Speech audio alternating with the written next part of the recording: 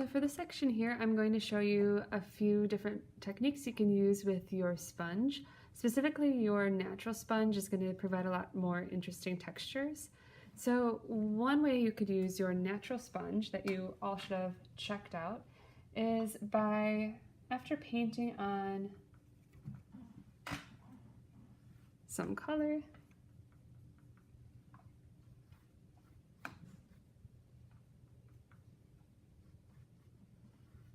you probably want this more saturated.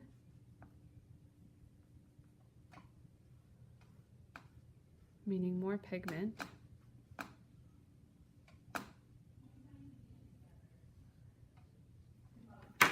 You can go in with your natural sponge and pick some of the paint off to leave a texture. And this isn't showing up exactly, but it does give it this kind of graininess that would be different than if you picked it up with, say, some kind of Kleenex or paper towel. Another way that you could use this is to dip your sponge or paint on top of your sponge some color and water and using it to print.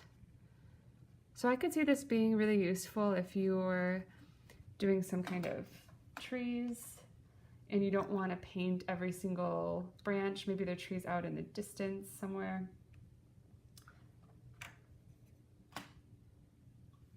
By just using this to give your texture, it becomes a little bit more organic. It feels less planned out.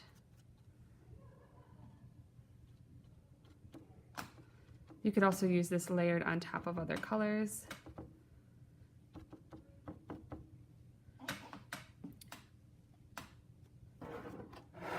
Let's see what that could look like on top of a dry, this is the flat wash section. So let's see how it might look with some red added on. So this is me just applying color onto the sponge.